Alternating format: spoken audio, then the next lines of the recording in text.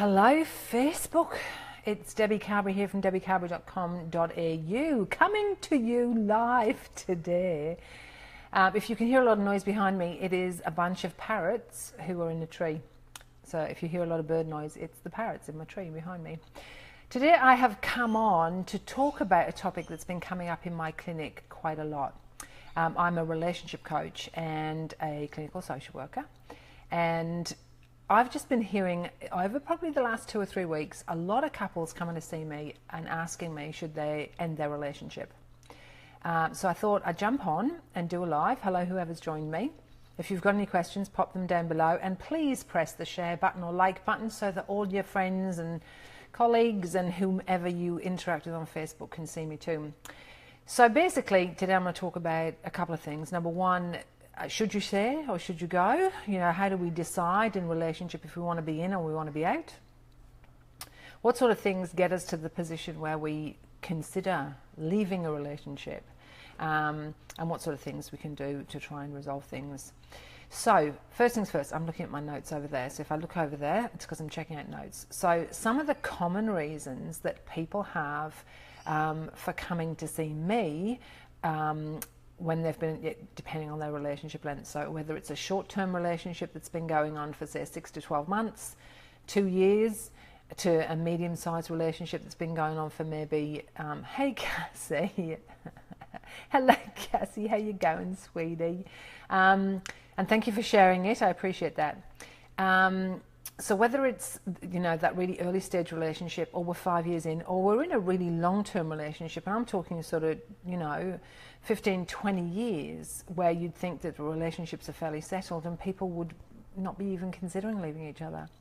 But I see across that whole spectrum people who question, should I be in this relationship or not?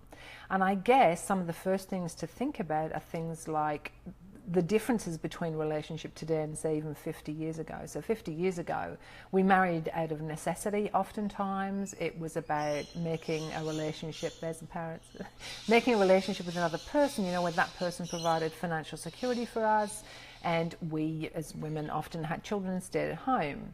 But things have changed a heap since then. Like, things have really changed quite dramatically. And now we move into a relationship for love, mostly. And where once upon a time we'd have one partner, at least my mother's generation had one partner, generally speaking. Now, couples will have up to 3 partners through their lifetime, so serial monogamy.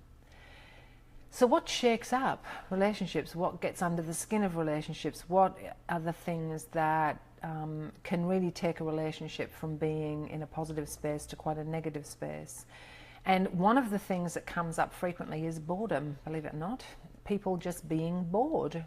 Bored of the routine, bored of the person, wanting some excitement and fun and something a little bit different. So boredom comes up frequently. Having kids, and that could be starting a family. So starting a family can really shake up a relationship, cause a lot more pressure for the couple, where the focus is moved away from them and actually moves towards children. Also the transition of children leaving home. So when a couple have been together for a long period of time and their kids leave home, for some people that time they're reflecting on their lives and looking at, what does this mean for me? What am I going to do? What's it going to look like, this relationship of mine, in the next 5, 10, 15 years? Life transitions, which kind of ties in with what I was just talking about, which is, you know, 30 to 40 is usually the transition of going into a family space and looking after children. 40 to 50, we generally developmentally are looking at, well, what's the meaning behind our lives? What's the purpose? By the time we hit 50, we're bigger picture looking. So we're like, is this all that there is? And so when we hit those life transitions, it can absolutely shake up our relationships to their core. All right, the next thing can be just basic life pressures, you know, money, work, in-laws, sick parents, sick children, children with special needs, just the pressures of day-to-day life where you feel like the fun has been sucked out of your relationship. There's no more laughter and happiness and enjoyment. God, those parrots are loud. But what happens is that we get into a rut of working in parallel to our partner and doing the functional stuff, you know, house clean, going to work, taking care of kids, paying bills. And there's just no more fun and laughter and enjoyment anymore.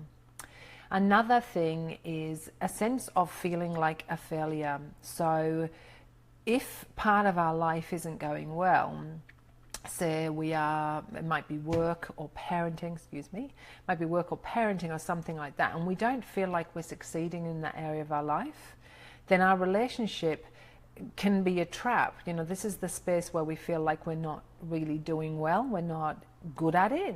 And so for some, the appeal of going outside of the relationship and reinventing themselves, recreating themselves, starting fresh, starting new, and not having to be really held down by the life that they've created with their partner.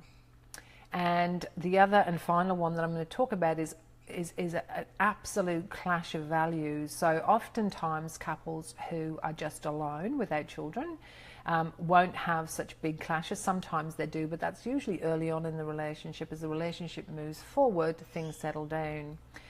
But when kids come along, you can bet it's going to challenge most relationships. And what happens then is, you know, our history comes into play. So the way we were raised ourselves, the way our partner was raised, and those two styles of parenting can clash. And my goodness, when they clash, are we in trouble?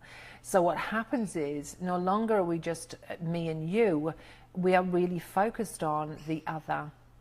And so if our partner parents our children in a way that is not okay with us, this can cause enormous pressure in the relationship. I see lots and lots and lots of couples where the parenting values and the parenting styles are really, really different. And this between the couple can cause so much conflict. So those situations that come up are really challenging. So yeah. Should I stay or should I go? And this is the question that when people come to me with those kind of issues that I've outlined, people come to me and say, what do you think? Where are we at?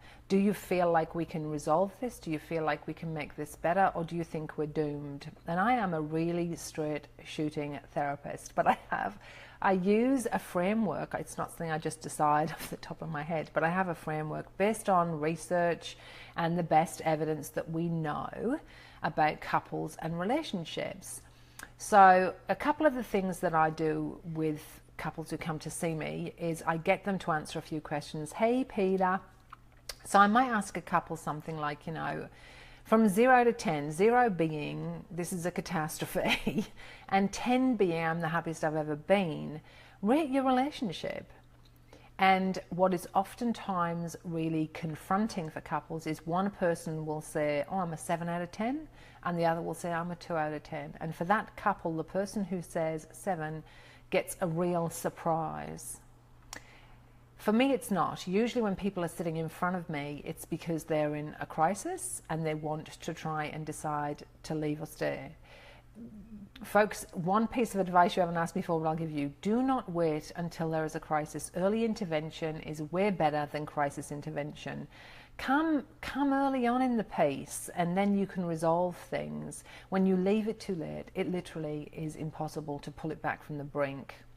So, you know, asking yourself 0 to 10, where am I in my relationship? Remembering that we all fluctuate, you know, daily, weekly, monthly, depending on what's going on in our relationship. But it's the general tone I'm talking about, you know.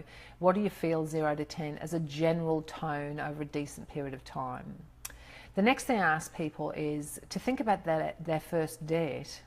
And I can often tell when I ask this question, you know, when a couple, even if they're quite icy with each other and they're a bit cranky and a bit over it, even then, when I ask about the first date, if they lighten up, if they're smiling and they recollect their early part of their relationship with some sort of warmth and connection, generally they'll turn towards each other and speak to each other or laugh a little bit, even if there's been tension, then that's a really good sign that the relationship is in a place that, you know, you can move forward with, because they haven't lost that sense of joy at the beginning.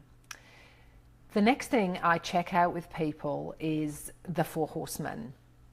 So I'm listening for oftentimes the way they speak to each other, the way they talk about each other to me. So I look for the Four Horsemen. So John Gottman is a researcher in the United States, and he does a lot of relationship research. His research is really accurate.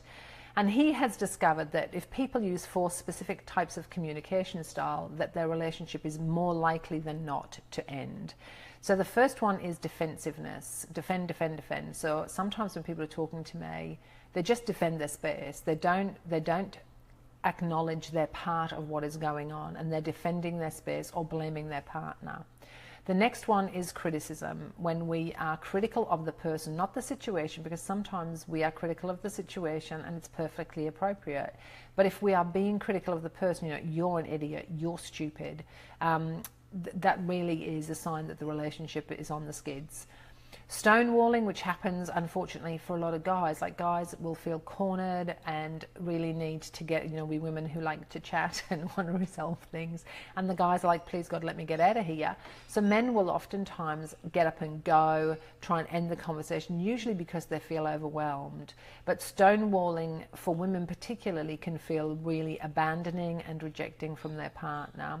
And the final one is contempt, and contempt is really nasty to watch. I've watched couples be quite contemptuous to one another.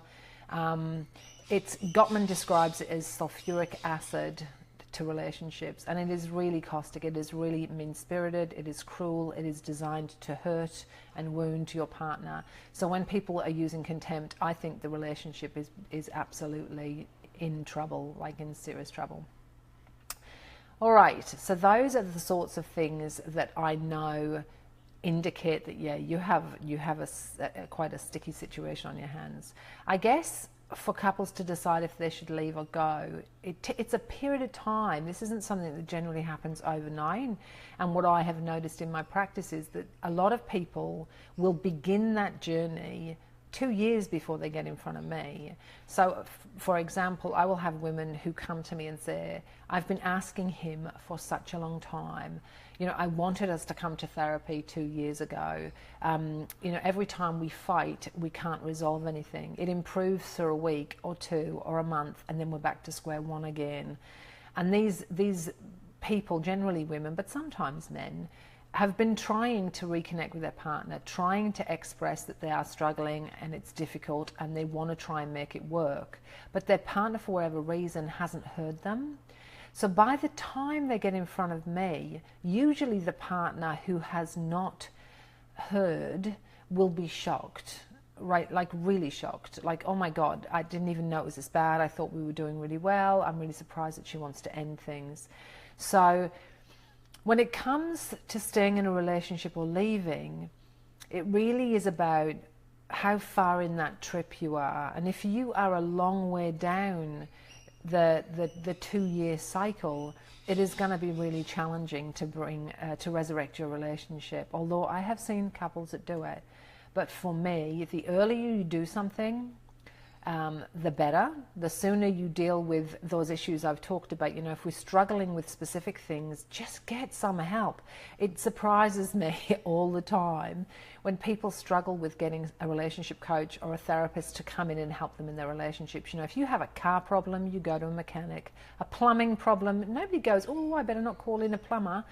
We don't feel we have to fix it ourselves. We know it's outside our expertise, and we go to somebody who knows what they're doing. So for me, going to a relationship coach or going to a therapist and getting some help is really valuable and could easily save your relationship. Of course I'm saying that I'm a relationship coach, but it's factual data. We know that it helps.